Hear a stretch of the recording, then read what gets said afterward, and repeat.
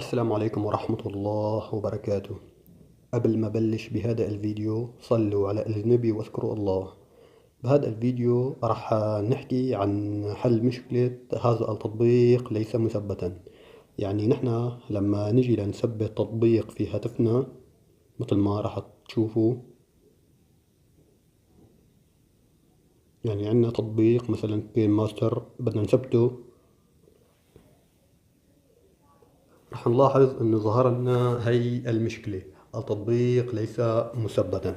طبعا بهذا الفيديو راح نحل هي المشكلة وراح نثبت هذا التطبيق يعني بدون برامج، لانه في شروحات بتعتمد على برامج. طبعا راح نستخدم حل بسيط جدا جدا في الهاتف، وراح نستطيع نثبت كل التطبيقات يلي عم تعطينا هي المشكلة.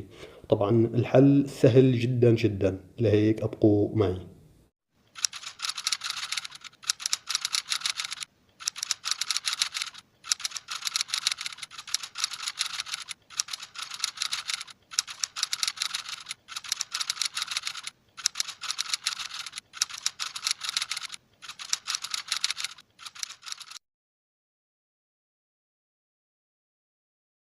السلام عليكم ورحمة الله وبركاته.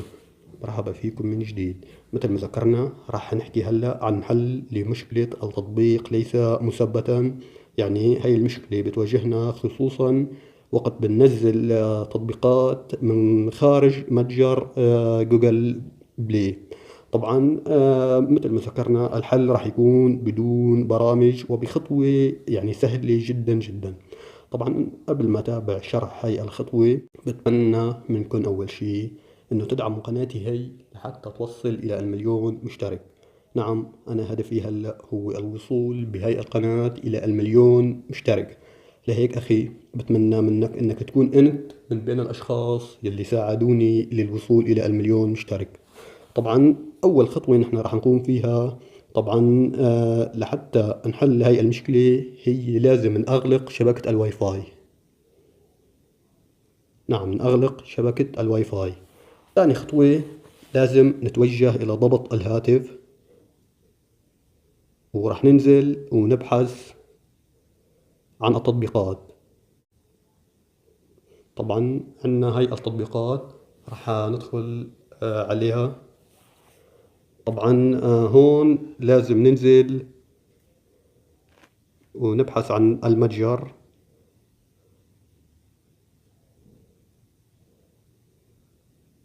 متجر جوجل بلاي مثل ما ملاحظين، هذا المتجر لازم ندخل إليه. مثل ما ملاحظين عندنا هون بالأسفل إيقاف إجباري، راح نضغط عليها.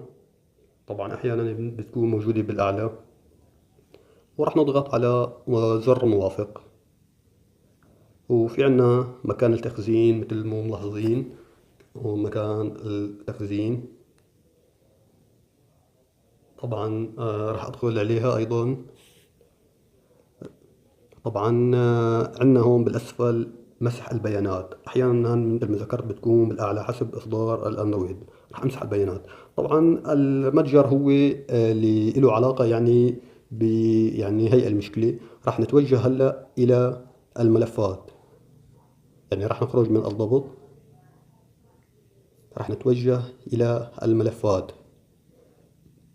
طبعا هون نحن لازم نبحث بهي المجلدات إذا كان في عنا مجلد سابق باسم التطبيق. يعني هلا أنا عم نزل تطبيق كين ماستر، رح لاحظ إنه هون في مجلد باسم التطبيق. هذا المجلد لازم أنا أحذفه. رح أضغط على حذف، رح أضغط نقل إلى سلة المحذوفات. طبعا هلا نحن هون رح نرجع نجرب إذا انحلت المشكلة أو لا. طبعا راح اضغط على تثبيت.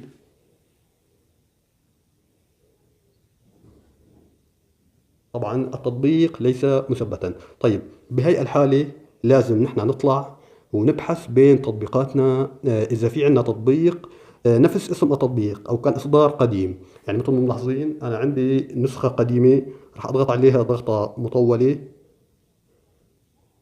وراح أحذفها. راح أضغط على موافق. طبعا راح أرجع إلى الملفات.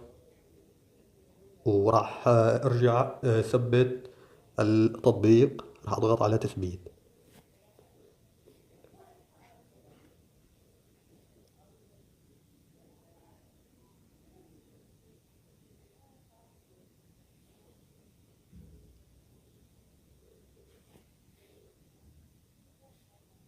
يعني مثل ما ملاحظين طول، بعتقد انه راح يثبت النسخة. تم تثبيت التطبيق مثل ما ملاحظين. راح اضغط على فتح لتتأكدوا. طبعا اعطاني سماح. مثل ما ملاحظين التطبيق اشتغل بدون اي مشاكل. اتمنى ان يكون افادكم هذا الفيديو.